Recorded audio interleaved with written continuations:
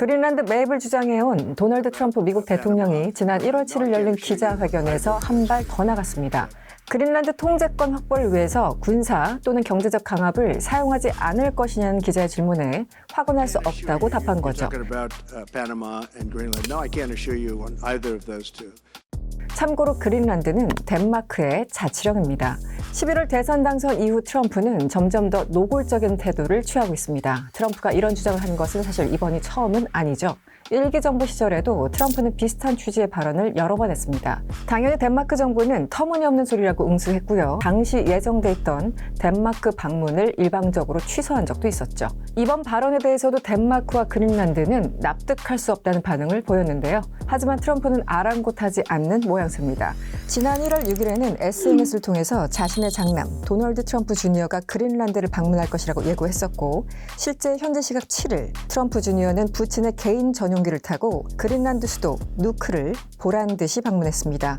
역사적으로 그린란드와 미국 관계는 상당히 복잡합니다. 2차 세계대전이 끝난 1946년 트루만 행정부는 1억 달러치의 금으로 그린란드를 사려다 실패했고요. 매입 시도로 이어지지는 않았지만 그보다 이전인 1867년에도 그린란드의 전략적 가치를 강조한 보고서가 작성된 적도 있었습니다. 그렇다면 미국은 왜 이렇게 그린란드에 눈독을 들이고 있는 걸까요? 안녕하세요. 저는 이승원이고요. 오늘은 그린란드에 대해서 조금 더 가까이 들여다보겠습니다.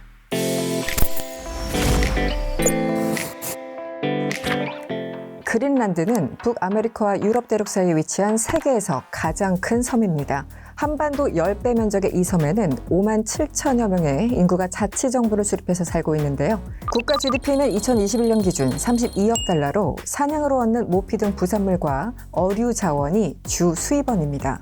그 밖에도 오로라나 유빙, 그리고 세계 자연유산으로 선정될 정도로 아름다운 자연 경관을 보기 위한 관광객들의 발걸음이 끊이지 않습니다.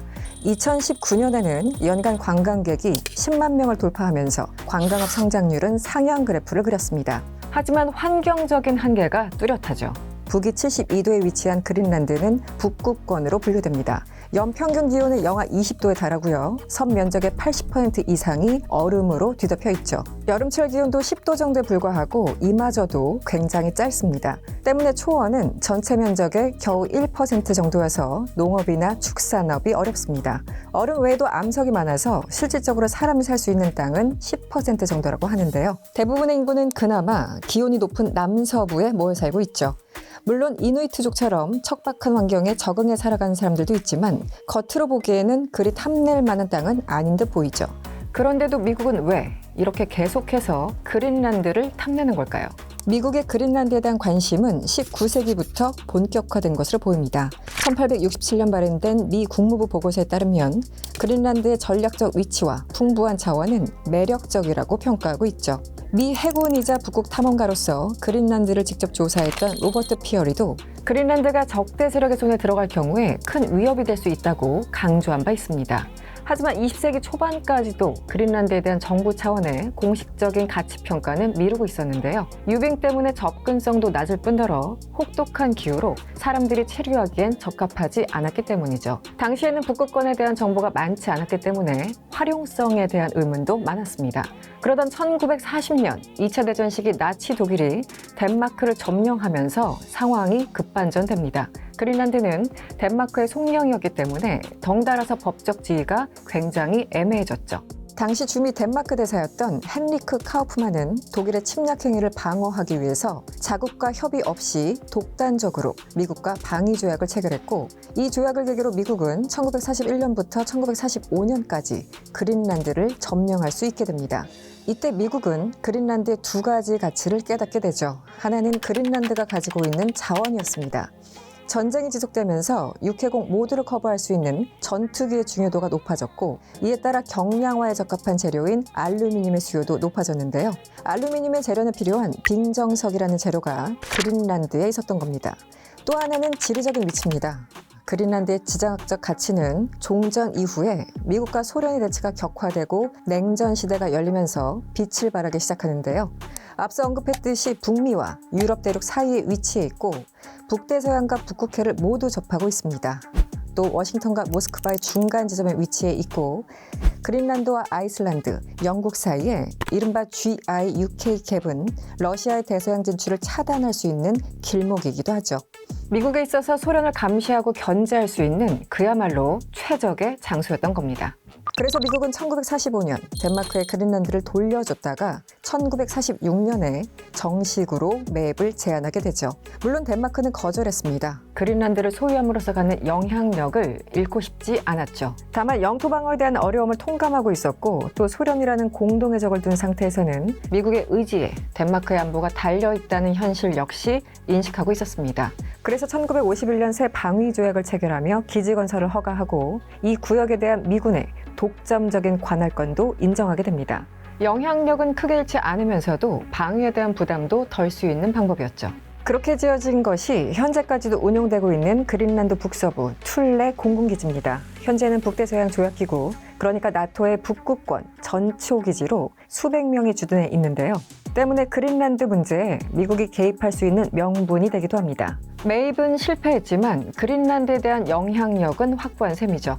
이런 점을 들어 일부 군사 전문가들은 그린란드를 직접 매입해서 관리하는 것보다는 지금과 같은 형식을 유지하는 것이 더 효율적이라고 주장하기도 합니다. 그런데 근래 들어 생긴 중대한 이슈가 있습니다. 바로 지구온난화입니다. 그린란드는 지구온난화의 바로미터라고 불릴 정도로 그 영향을 크게 받는 지역인데 온난화 그 자체도 문제지만 미국은 이로 인한 지정학적 변화를 더 심각하게 생각하고 있습니다. 북극권에 얼음이 녹고 신항로가 열리면서 영내 러시아의 움직임이 활발해지기 시작한 거죠. 러시아는 냉전 이후 중지됐거나 폐쇄됐던 기지를 재가동하기 시작했고 군사행동의 범위를 확대해 나갔습니다. 노르웨이 군 관계자들은 러시아가 미사일 시험과 실탄을 이용한 군사훈련을 실시하고 있다면서 나토 회원국은 해당 지역의 군사 전략을 재고해야 한다고 경고했죠. 미국은 이에 대응해서 2018년 가동이 중단됐던 제2함대를 재창설하고 툴레 공군기지를 통해 감시를 강화했습니다. 또 미 국방부는 그린란드에 투자해서 군사작전의 유연성과 상황인식을 강화하고 싶다는 뜻을 밝히기도 했었죠. 트럼프의 그린란드 매입 주장 역시 이런 안보 위기감을 일부 반영하고 있습니다.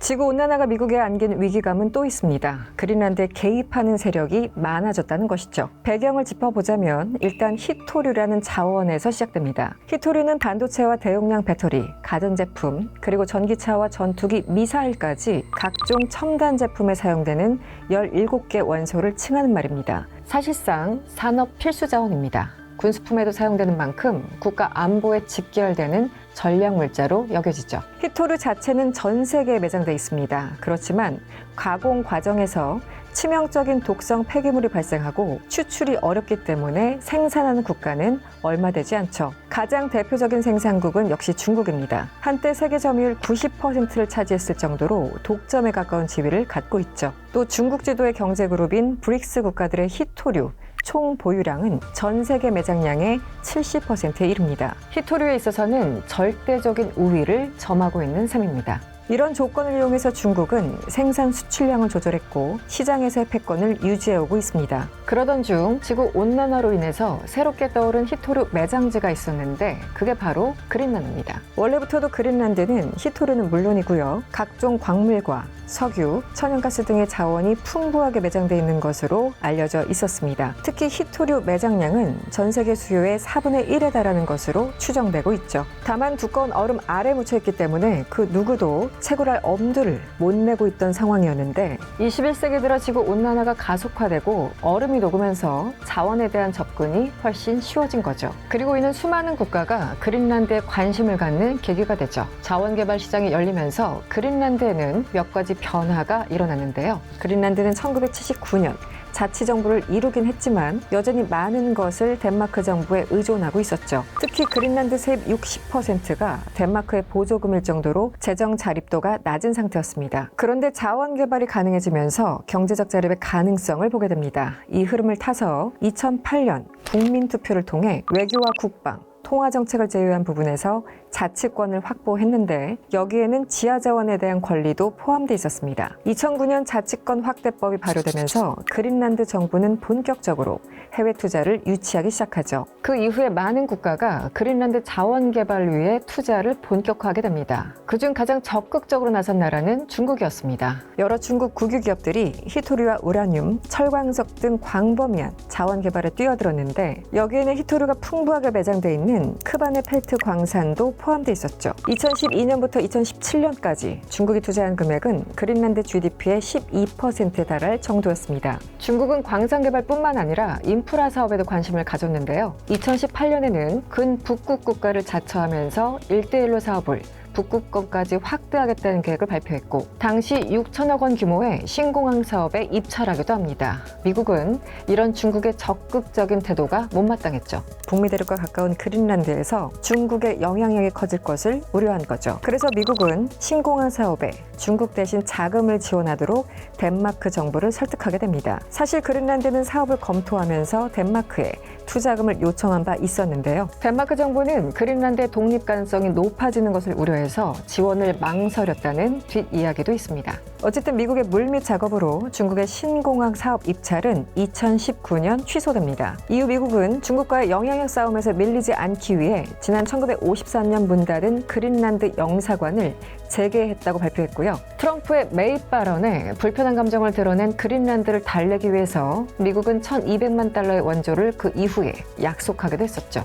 그린란드 대학의 라스무스 닐슨 교수는 미국이 북극의 현실에 눈을 뜨고 있다. 부분적으로는 러시아 때문이고 또 부분적으로는 중국 때문이라고 지적합니다. 그렇다면 주목받았던 크바네펠트 광산 개발은 어떻게 됐을까요? 이 문제는 그린란드 사람들의 의지로 취소됐습니다. 크바네펠트 광산 사업은 중국 국유 기업이 지분을 가진 호주 광산업체 그린란드 미네랄스가 진행하고 있었는데요. 해당 사업은 16억 달러의 수익이 예상될 정도로 주목받던 사업이었지만 문제가 있었습니다. 바로 방사적 물질 발생이 불가피하다는 점이었습니다. 때문에 크바네펠트 광산 사업은 2021년 그린란드 총선에서 가장 중요한 이슈로 떠올랐죠. 경제적 이익이냐, 환경과 주민의 건강이냐의 대결이었습니다. 한편으로는 광산 사업권이 걸리는 이슈였기 때문에 세계적인 관심이 쏠리기도 했었죠. 결론은 친환경, 그러니까 광산 사업 취소를 공약으로 내건 IEA당이 승리했고요. 광산 사업은 취소됐습니다. 다만 다른 사업들은 그대로 진행 중이죠. 트럼프의 발언 이후 그린란드는 다시 한번 전례 없이 세계인들의 주목을 받고 있습니다. 그린란드 언론인 KNR에 따르면 주민들 사이에서는 의견이 엇갈리고 있습니다. 하지만 2019년 여론조사가 말해주듯이 대부분의 그린란드 주민들은 일단 독립을 원하고 있습니다. 무테게드 총리는 그린란드는 판매되지 않으며 앞으로도 판매되지 않을 것이라고 강조했습니다. 듀크 대학의 조셉 블루시엘 교수는 과거 폴리티컬을 통해 트럼프의 부동산 모델은 시대착오적이라면서 미국이 알래스카를 샀던 19세기와 지금은 다르다고 지적했습니다. 천년의 평화를 유지해왔던 외딴 섬 그린란드는 이제 강대국 이권 다툼의 격전지가 됐습니다. 여전히 덴마크령인 그린란드는 국가의 안녕과 경제발전 사이에서 끊임없이 줄타기를 해야만 하죠. 모든 정황으로 미루어 보아서 그린란드에 대한 미국의 집착이 멈출 가능성은 낮아 보입니다. 이런 가운데 트럼프 새 정부가 곧 시작됩니다. 과연 그린란드의 운명은 어떻게 흘러가게 될까요? 월드클로저 이승원이었습니다.